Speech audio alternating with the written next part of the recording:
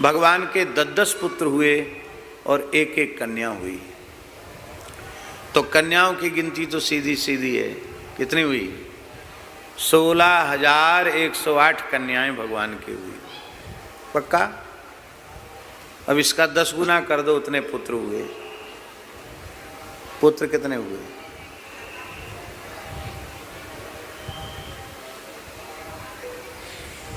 भाई 16,108 हैं भगवान की रानी पटरानी, और सबके 10-10 पुत्र हैं, तो कितने पुत्र हुए? 1,61,080 इतने पुत्र हुए। कहाँ तो भारत सरकार परिवार नियोजन चला रही है, जाने कब से।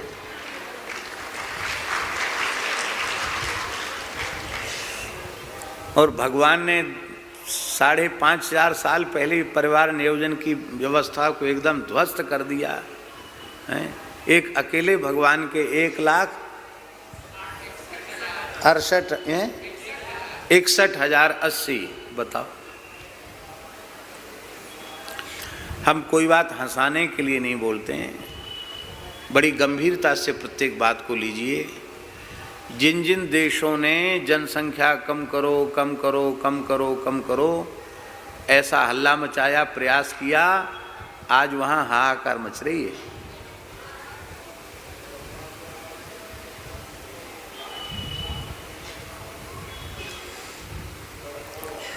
प्रकृति की व्यवस्था से छेड़छाड़ करेंगे तो उसका परिणाम अच्छा नहीं होगा।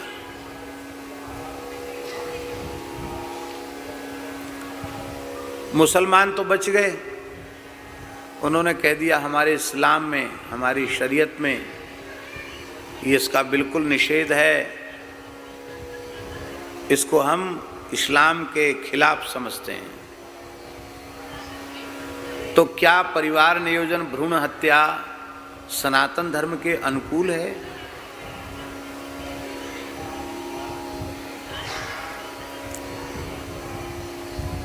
गर्भ निरोध, गर्भ हत्या, बाल हत्या, इसे ब्रह्म हत्या के समान पाप, भ्रूण हत्या को ब्रह्म हत्या से भी बड़ा पाप माना गया है। गर्भ में आए हुए इस जीव का अपराध क्या है जिसको बिना अपराध के तुमने मार डाला?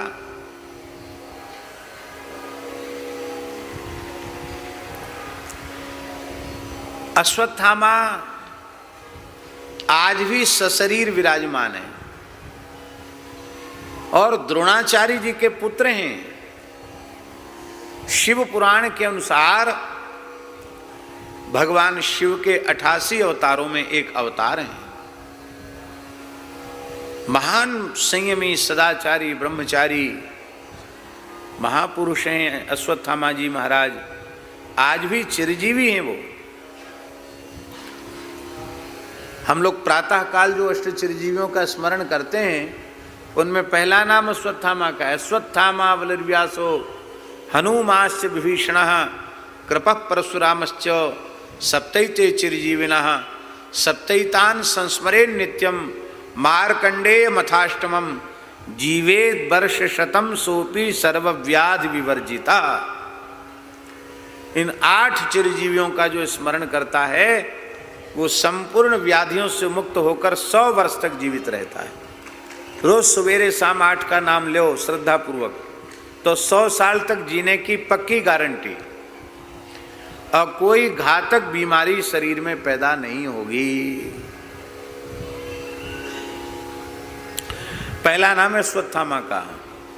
और 8 चिरजीवियों में वे पूज्य भी हैं, लेकिन इसके बाद भी अश्वत्थामा की निंदा क्यों हुई, उसे निंदित क्यों माना गया?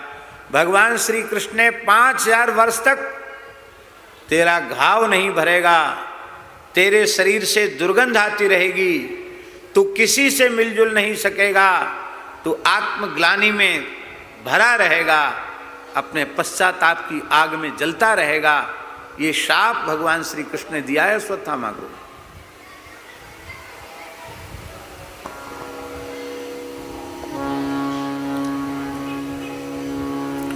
अश्वत्थामा रो पड़ा, मैं किसी से नहीं मिल पाऊंगा, मुझसे कोई नहीं मिलेगा, मैं कैसे जीवित रह पाऊंगा। मेरे ऊपर दया करो, मैं ब्राह्मण हूं।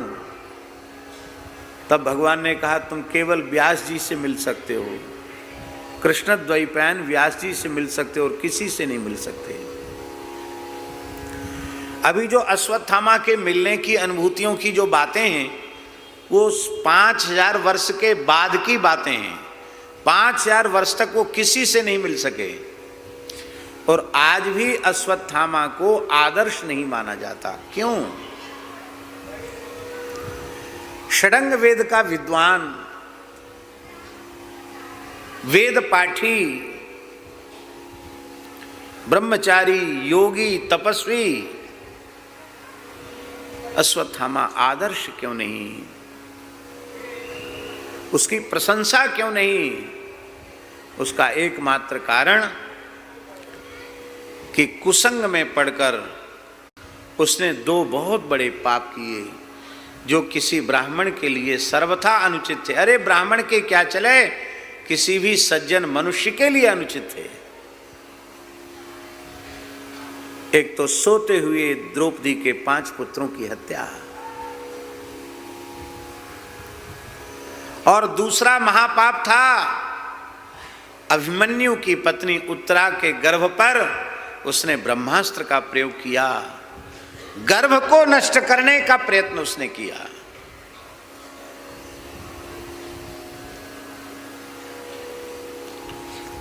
भारतीय, बहुत ध्यान से सुने, हम गलत बोलें तो हमको टोक देना, हम उसमें सुधार कर लेंगे। भारतीय दंड व्यवस्था में भी किसी व्यक्ति ने हत्या नहीं की,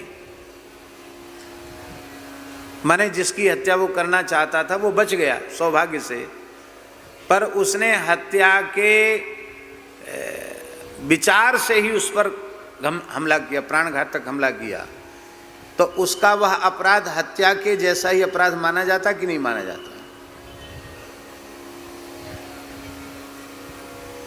उस पर हत्या की धाराएं लगती कि नहीं लगती?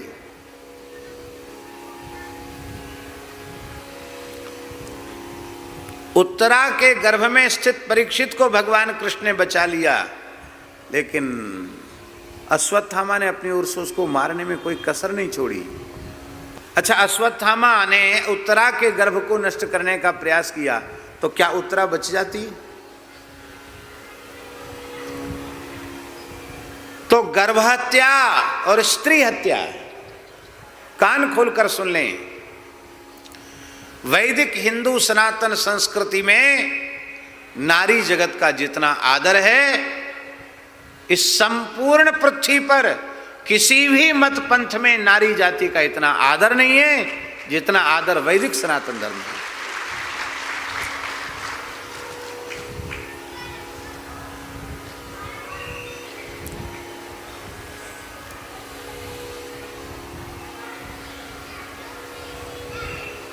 आपको पता होना चाहिए। हम मनः कल्पित कोई बात नहीं बोलते हैं। यदि हमने किसी आर्ष ग्रंथ में प्रामाणिक रूप से स्वयं पढ़ा है या किसी प्रामाणिक महापुरुष से सुना है तो ही हम बोलते हैं, अन्यथा नहीं बोलते हैं।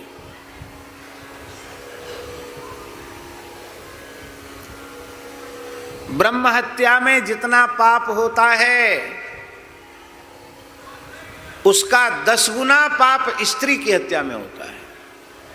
एक ऋषि की हत्या में, ब्रह्मर्षि की हत्या में जितना पाप लगता है उससे 10 गुना पाप एक स्त्री की हत्या में लगता है। ब्रह्म हत्या से 10 गुना बड़ा पाप स्त्री हत्या का माना गया। क्यों? क्योंकि ये नारी, यह स्त्री, ये जननी है। ये कौन है? जननी।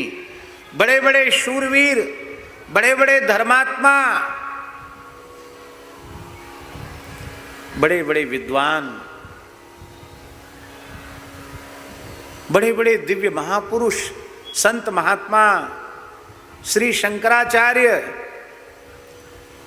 श्री रामानंदाचार्य, श्री निम्बारकाचार्य, श्री रामानुजाचार्य, श्री विष्णु स्वामी आचार्य, श्री वल्लभाचार्य, श्री मध्वाचार्य, श्री चैतन्य महाप्रभु,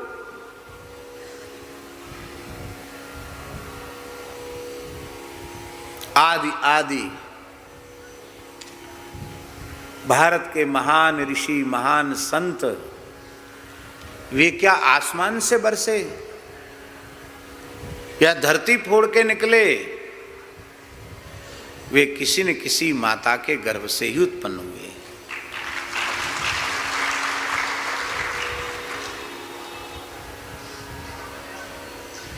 इसलिए माता को जननी कहा गया। क्या कहा गया? जननी। राष्ट्र की उन्नति, राष्ट्र का विकास, राष्ट्र का वैभव और राष्ट्र का प्रकाश, इसका मूल बिंदु है नारी। इसलिए हमारे भारतवर्ष में, हमारे धर्म ग्रंथों में नारी पवित्रता पर बहुत जोर दिया गया। नारी सती साध्वी पतिव्रता हो, सदाचार संपन्ना हो। यह बात इसलिए बहुत जोर से कही गई है क्योंकि पवित्र नारी ही पवित्र राष्ट्र का सृजन करेगी, पवित्र राष्ट्र का निर्माण करेगी। नारी अपवित्र हो जाएगी तो पवित्र राष्ट्र का सृजन कैसे होगा? ऐसा जो लगता है कि ये प्रतिबंध नहीं है, ये इसकी पवित्रता की सुरक्षा का चिंतन है। उस देह की पवित्रता कैसे सुनिश्चित रखी जा सके? उपनिषद में एक आख्यायिका आती है वेद में। कुछ ऋषि ब्रह्म विद वरिष्ठ अश्वपति के यहाँ गए, राजा के यहाँ ब्रह्म विद्या लेने के लिए। तो ऋषि ने उनका आदर किया। बोले हम आपसे आदर पूजा लेने नहीं आए हैं, हमको ब्रह्म तत्व का उपदेश करें। वह महान ब्रह्मवेत्ता राजा बोला कि आप मेरे सत्कार को स्वीकार क्यों नहीं कर रहे हैं, मेरे दान को स्वीकार क्यों नहीं कर रहे हैं? तो वो कहता है महाराज जी, वो कहता है नमेस्तेनो जनपदे न कदर्या, मेरे संपूर्ण शासन में कोई चोर नहीं है, कोई नीच प्रकृति का मनुष्य नहीं है, कोई नीच नहीं है हमारे यहाँ कोई चोर नहीं है। न मद्यपः, हमारे पूरे शासन में कोई शराब पीने वाला नहीं है, हमारे पूरे शासन में कोई जुआ खेलने वाला नहीं है।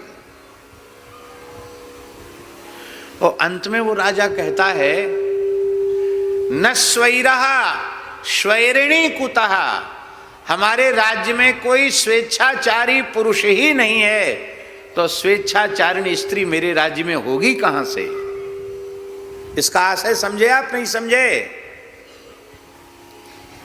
ये तो परम पवित्रा है, इनको अपवित्र बनाया किसने? इन्हें अपवित्र बनाया दूषित मनोवृत्ति वाले, व्यभिचारी, अजितेंद्रिय, भोगी, कामी, लोलुप पुरुषों ने गंगा जैसी पवित्र नारी को दूषित किया है। इसलिए न स्वैरः, जब मेरे राज्य में कोई स्वेच्छाचारी व्यक्ति ही नहीं है तो स्वेच्छाचारिणी स्त्री कैसे हो सकती है?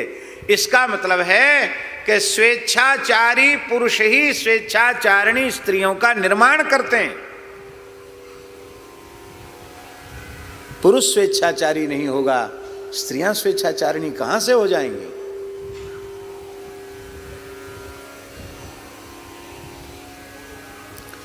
एक उदाहरण हम आपको देते हैं। आप लोगों ने महाराजा छत्रसाल का नाम सुना है? जैसे राजस्थान की धरती पर,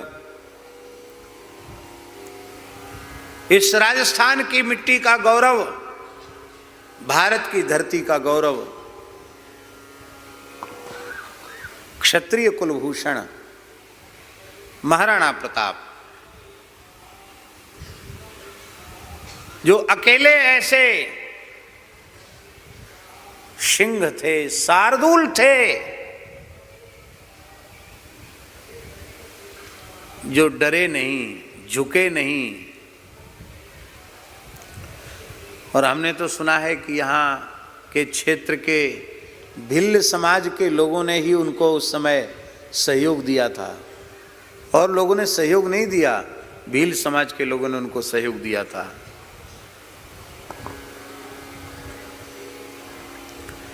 वे अकेले ऐसे वीर थे महाराणा प्रताप, जिनको मुगल बादशाह सपने में देख लेते थे। यदि वे उनके सपने में आ जाते थे तो उनके कपड़े खराब हो जाते थे, डर के मारे कपड़ों में मलमूत्र कर देते थे।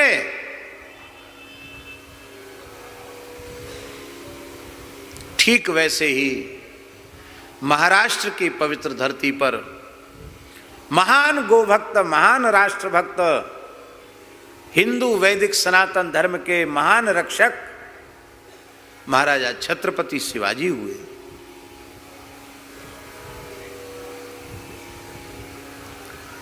ठीक उसी प्रकार छत्रपति शिवाजी के ही काल में बुंदेलखंड की धरती पर महाराजा चंपत राय के पुत्र वीरवर श्री छत्रसाल हुए, जिन छत्रसाल ने छत्रपति शिवाजी का सहयोग प्राप्त करके भारत के एक बहुत बड़े भूभाग को मुगलों की गुलामी से विमुक्त कर दिया था। उधर पूरा महाराष्ट्र छत्रपति ने मुगलों की गुलामी से मुक्त किया था, और इधर कुछ उत्तर प्रदेश का, जो वर्तमान कुछ उत्तर प्रदेश का भाग, कुछ राजस्थान का भाग, कुछ हरियाणा का भाग और कुछ मध्य प्रदेश का विशेष भाग, इस महान विस्तृत भूभाग को महाराजा छत्रसाल ने अपने पौरुष से, अपने पराक्रम से उन्होंने मुगलों की दास्ता से मुक्त कर दिया था। मुगलों का शासन उनके यहाँ नहीं था, वे कर नहीं देते थे। बहुत प्रसिद्ध है भूषण कवि का ये वाक्य,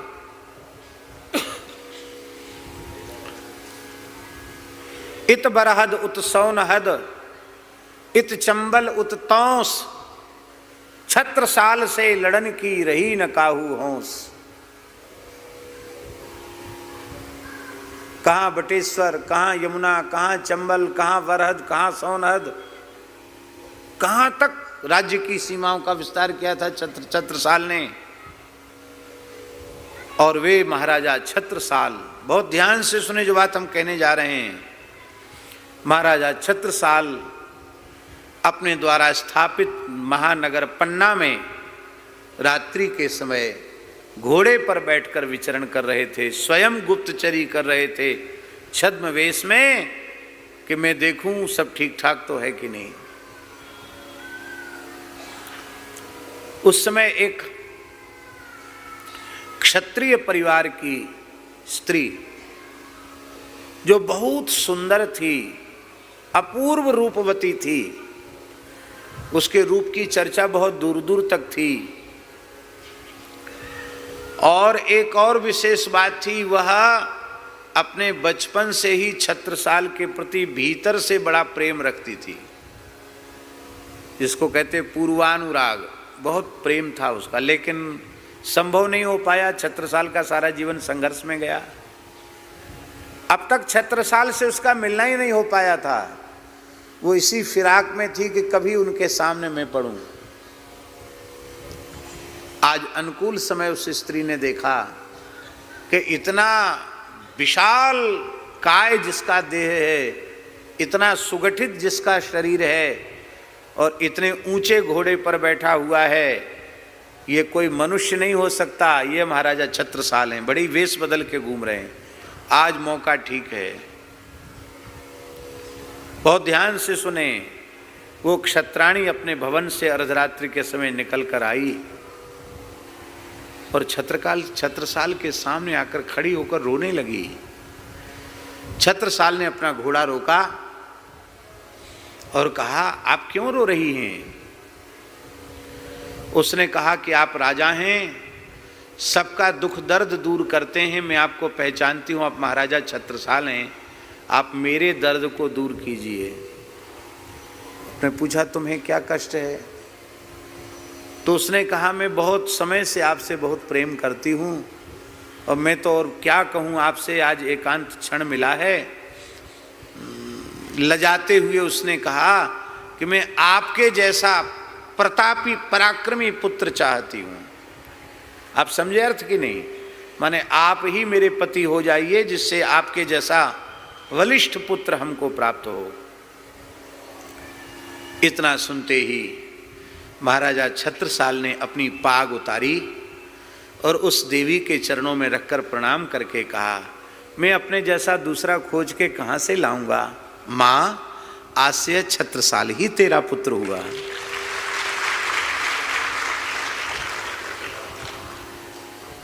नाटक नहीं, हृदय से माता कहकर उसके चरणों में सिर रखकर प्रणाम किया। ऐसे जितेंद्रिय पुरुष के मन में विकार पैदा होगा जो अपनी अधिकृता पत्नी के अतिरिक्त संसार की सभी नारियों में माता की बुद्धि रखता है।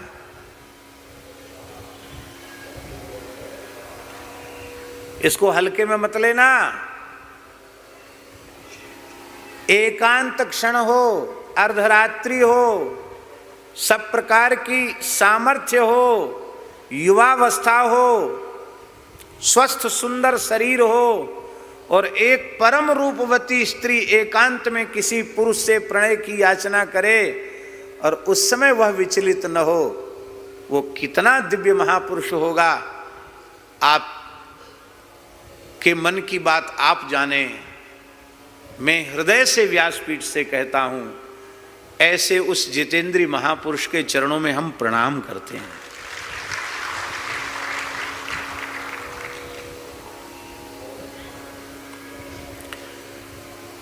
उस देवी की जो काम कलुषित वृत्ति थी वो नेत्रों से बह गई और उसके मन में भी वात्सल्य का संचार हो गया और उस देवी ने छत्रसाल के सिर पर हाथ रखा, कहा, पुत्र यशस्वी भव, दीर्घायुर्भव, विजयी भव। और जीवन भर छत्रसाल ने उसे अपनी मां का ही आदर दिया। यह है न स्वैरहा स्वैरिणी कुतः। छत्रसाल के जैसे पुरुष हमारे यहाँ निर्मित हो जाएं तो माताओं की देह की पवित्रता कौन भंग कर सकता है? किसने ऐसा पुत्र जना है जो इन नारियों की पवित्रता को नष्ट कर सके?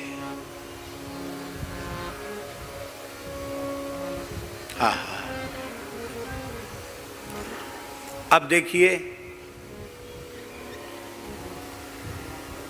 कैसी स्थिति आई। अब स्थिति यह है महाराज जी,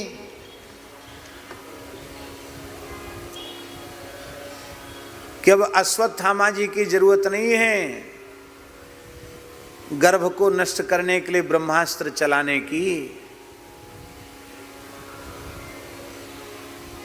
अब स्थिति यह है, धर्म प्राण भारतवर्ष की यह दुर्दशा है कि विवाह के पूर्व भी युवक युवतियों का चरित्र नष्ट हो जाता है और वे गर्भपात कराती हैं, भ्रूण हत्या करती हैं, गर्भ हत्या करती हैं। किस नरक में ठौर मिलेगा उनको? ऐसी कुलटाओं के पेट से कोई महापुरुष पैदा होंगे? कोई महाराजा छत्रसाल और महाराणा प्रताप पैदा होंगे?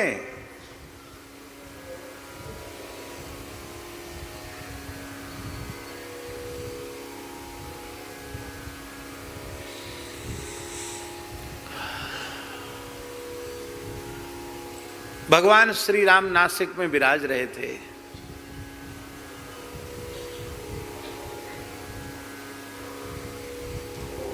कभी कभी राम जी भी कंदमूल फल लेने जाते थे, लक्ष्मण जी को कहते तुम जानकी जी के पास रहो।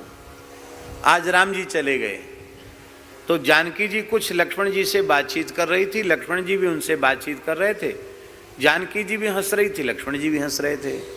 देवराज इंद्र आया लीला देखने, तो तोता बन के बैठ गया पेड़ पर। मन में सोचने लगा कि जानकी जी का कितना सौंदर्य है, लक्ष्मण जी भी गोरे हैं, कितने सुंदर हैं, तो ये एकदम एकांत में बैठ करके हंस रहे हैं।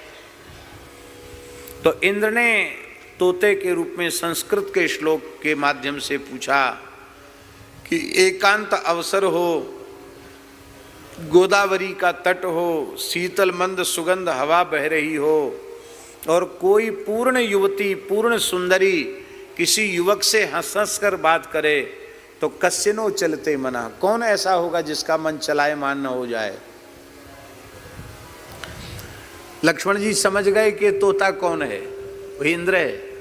उन्होंने कहा पिता दशरथ हो यस्य, माता यस्य पतिव्रता है, और जिसका पिता दशरथ हो, जिसकी माता पतिव्रता सुमित्रा जैसी माता हो, और भ्राता वही रामचंद्रस्तु, जिसके भैया रामचंद्र हो, तस्य नो चलते मना, उसका मन नहीं चल सकता है। कितना विश्वास होता था अपने मन के ऊपर। आज स्त्रियां विवाह के पूर्व भी गर्भ नष्ट कर रही हैं, विवाह के बाद भी गर्भ नष्ट कर रही हैं, और अब ब्रह्मास्त्र चलाने की आवश्यकता नहीं है। जिन डॉक्टरों को, चिकित्सकों को प्राणदाता माना जाता था, वे प्राणदाता ही प्राण लेने वाले हैं। उस कन्या की अथवा उस बालक की कौन सी गलती है जिसकी सजा तुम उसको दे रहे हो।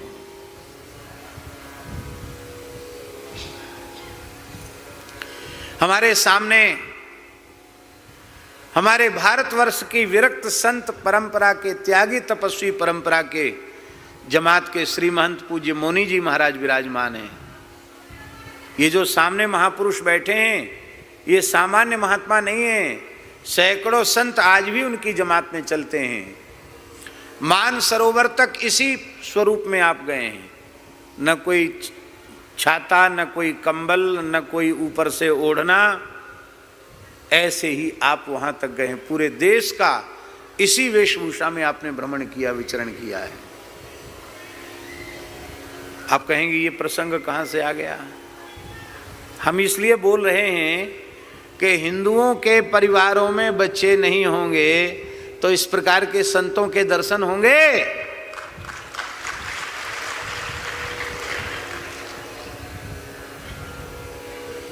इसलिए भैया राष्ट्र के लिए, संत समाज के लिए, वैदिक सनातन धर्म के लिए आवश्यक है। अभी तो संघ के प्रचारक आजीवन अविवाहित रह करके जीवन भर राष्ट्र सेवा करते हैं। आप लोग संतान ही नहीं करेंगे तो प्रचारक कहाँ से आएंगे भाई। खेती करोगे प्रचारकों की कि आसमान से बरस जाएंगे पानी बरसते समय। कहाँ से लाओगे प्रचारक, कहाँ से लाओगे संत, कहाँ से लाओगे विरक्त, कहाँ से लाओगे। मठ मंदिरों का क्या होगा। तो भगवान श्री कृष्ण जानते थे कि आगे आने वाले लोग गर्भ हत्या, भ्रूण हत्या जैसे भयंकर पाप करेंगे। इसलिए भगवान ने कहा भैया राष्ट्र और धर्म की सुरक्षा चाहते हो, गो रक्षा, धर्म रक्षा, राष्ट्र रक्षा चाहते हो और पूरे विश्व पर शासन करना चाहते हो सात्विक वृत्ति से, तो भ्रूण हत्या, गर्भ हत्या जैसा पाप मत करो, परिवार नियोजन मत कराओ। ये प्रेरणा देने के लिए भगवान ने इतनी संतान पैदा की।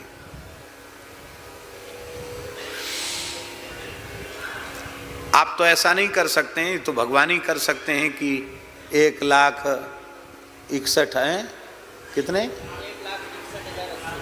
61,000, हाँ 1,61,080 तो भगवान ही कर सकते, दूसरा तो नहीं कर सकता है।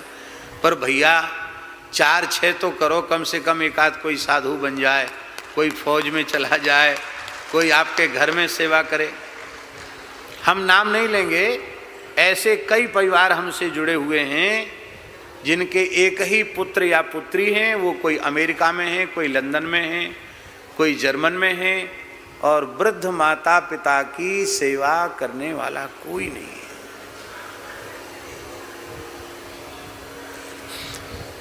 अब वो भी इसी प्रतीक्षा में है कि मरा जाएं तो इनकी प्रॉपर्टी बेच के फिर हम अपने विदेश, उनको रोज रोज आने का कोई वो नहीं, विदेश चले जाएंगे।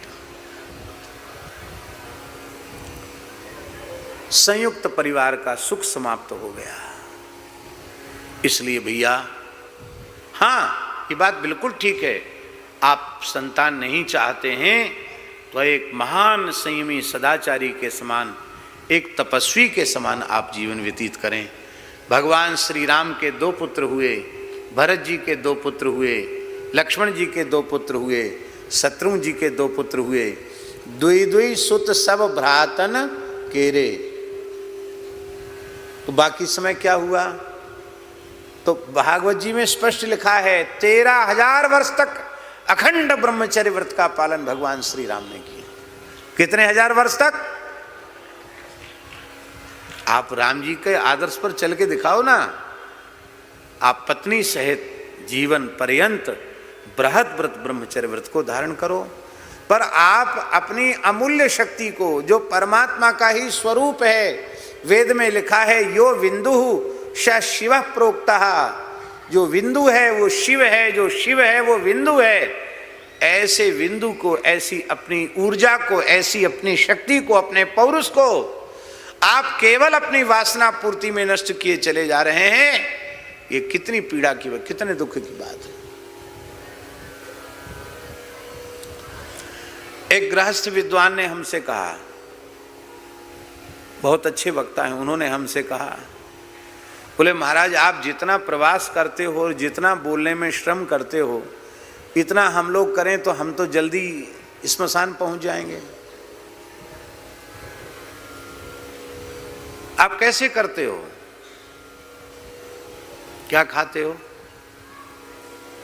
भैया हम कोई हीरे जवाहरात नहीं खाते हैं, ना हम सोना चांदी की भस्म चाटते हैं। अभी तो चिकित्सकों ने कह दिया कि दूध भी मत लो, क्योंकि शरीर से बौद्धिक श्रम हो रहा है, शारीरिक श्रम कम हो रहा है। मीठा मत लो और ऐसी चीज मत लो जिससे शरीर भारी हो। नहीं ले रहे।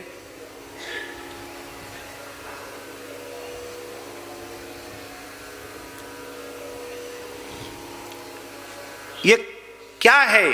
ये हम ये प्रमाणित अपने को नहीं कर रहे कि हम बहुत बड़े तपस्वी, त्यागी, योगी, भीष्म पितामह इस युग के हम ही हैं, ये हम नहीं बोलने जा रहे हैं। पर हम ये केवल बड़ी विनम्रता से निवेदित कर रहे हैं कि यदि तनिक संयम और सदाचार जीवन में न होता तो हम आप लोगों की इतनी सेवा भी नहीं कर सकते थे। इसके मूल में हरिगुरु संतों की कृपा से जो संयमित और सदा हुआ जो जीवन है, उसी का ये परिणाम है कि हम स्वयं भी खूब प्रसन्न हैं और आप सबके भी परम कल्याण का चिंतन हम करते हैं। भगवान ने सुदामा ब्राह्मण के ऊपर कृपा की। भगवान तपोधन अकिंचन ब्राह्मण के 1 मुट्ठी चिवड़ा खा करके, 2 मुट्ठी चिवड़ा खा करके भगवान ने उसको द्वारिका के जैसा ऐश्वर्य दिया, अपने जैसा बना दिया। ये भगवान की ब्रह्मण्यता है। भगवान के बड़े सुंदर सुंदर चरित्र हैं और भगवान ने ब्राह्मणों के शाप के बहाने यदुवंश का संहार कराया, उद्धव जी को तत्व ज्ञान का उपदेश किया और अपनी लीला का संवरण किया। यहाँ संपूर्ण भागवत समाप्त है।